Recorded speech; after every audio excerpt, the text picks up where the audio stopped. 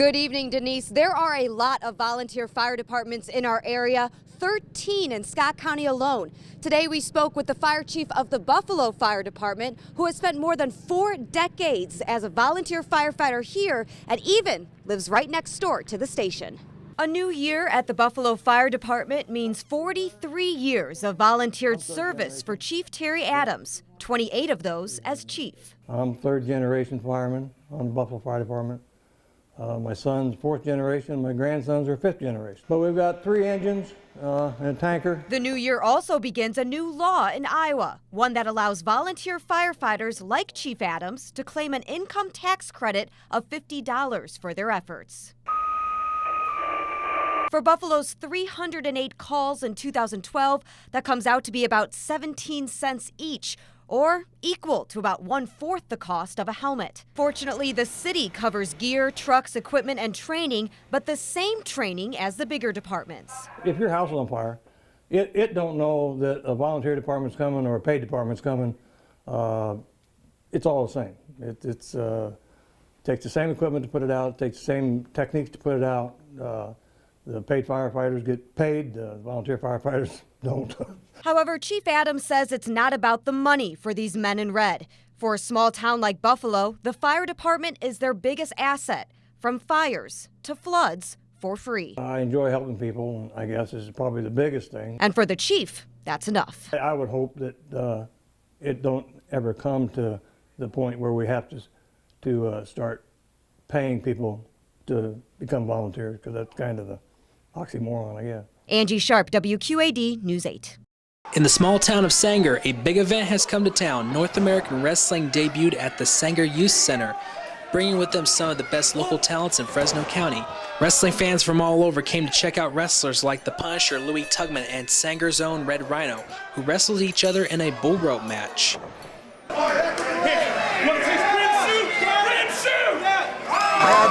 We had 200 chairs set up, and every chair was full, and there were people standing along the back rows.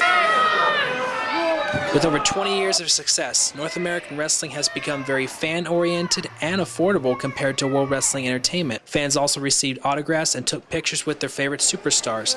There was even a special guest that attended the event. The mayor of Sanger was here tonight. How big does that happen? Who does that? Yes, the mayor of Sanger showed up and was very impressed with the show. In fact, he'd like to see more North American wrestling here in Sanger. All proceeds from tonight's show went back into the Sanger Youth Center. North American Wrestling plans to return to Sanger in November for another great show. A renovation celebration. To commemorate a multi-million-dollar milestone at Bettendorf High School. The project includes a state-of-the-art theater, a revamped library media center, plus a new entrance and main offices. Back when most of these buildings were built that have some age to them, you didn't give much consideration as to the location of the office being adjacent necessarily to a front entrance. The main office is now the first thing that you'll see when walking into Bettendorf High School. And the superintendent says it's that way for a reason, so that you're the first thing they see when you walk in the door. This project will just help us be more efficient in being able to provide a secure facility for students and staff that work here, as well as to process anyone that may be visiting the school. Yesterday marked 3 months since the Newtown, Connecticut school shooting. Superintendent Schutte says it's those kinds of tragedies that make security top priority. There's no question that there's a greater sense of urgency to take care of certain things as a result of these unfortunate incidences that have happened and may happen, in the future, and we want to do everything within our power to try to do what we can to prevent it from happening here. Parents touring the renovations tonight say they're thankful for the time and money spent on security measures. Puts my mind at ease, especially with my first grader, knowing that wherever she goes in any building in this district that she'll be safe.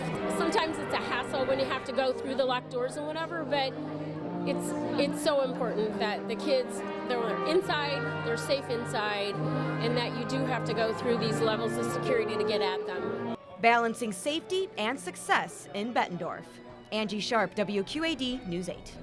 Good evening, Jason and Denise. The company who built Hotel Blackhawk is Restoration St. Louis, and tonight they are making a final push to try and get more people interested in a downtown casino. But you two mentioned it. The clock is now ticking, and especially now, there is a push to build out west. Restoration St. Louis is upping the ante in the Davenport casino debate. The developer recruited downtown business owners to make this video supporting its casino plan called the City Square. The video uses modern Woodman Park, the Adler Theater, and the small business owners with cue cards showing why a $150 million investment makes sense to them. In the fields of Northwest Davenport, there is no music, but still another pitch to build a casino. Could there be a chance for your business to expand? Definitely.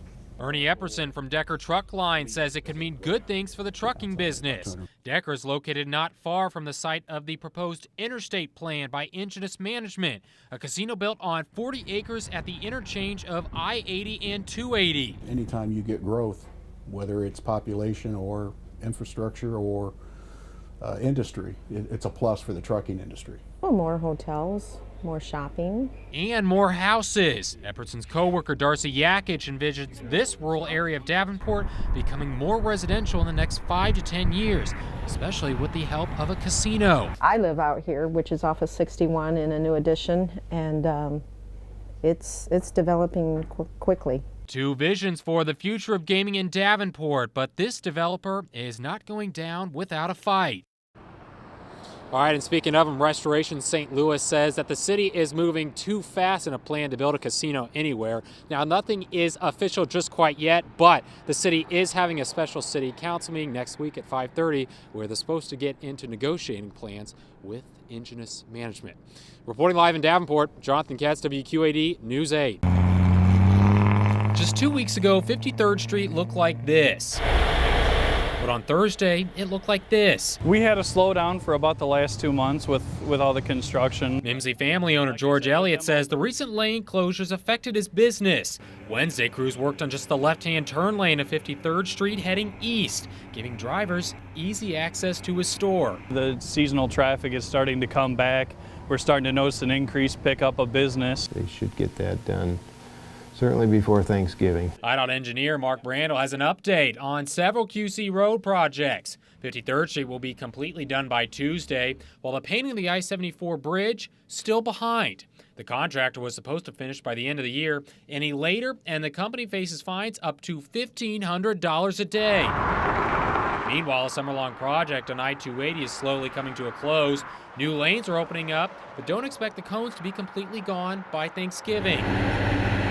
Back on 53rd Street, it'll be an even better shopping season. The more drivers can come through. Just ask Part dealership owner Rodney Blackwell. I think the holiday season in this whole area will be strong. So it'll be a great time to have the construction done.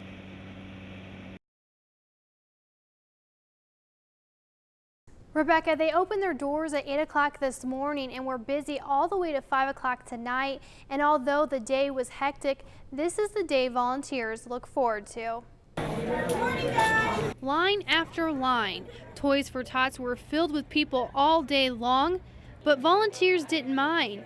This is the day they have waited for. Being here and seeing all this excitement, I mean, why can you not, be happy? Most parents had a smile on their face, while some had tears in their eyes. She cried. She could not believe that she could come to some place like this and somebody would provide a Christmas for her kids. Toys for Tots had more families register. They helped out more than 11,000 kids. That's 1,000 more than last year. Most stories volunteers hear from parents is about unemployment. If it wasn't for them, my kids would not have a Christmas because I have not been able to find a job yet. And I've got 2 degrees. Judy says a lot of families they help out end up giving back to Toys for Tots by volunteering.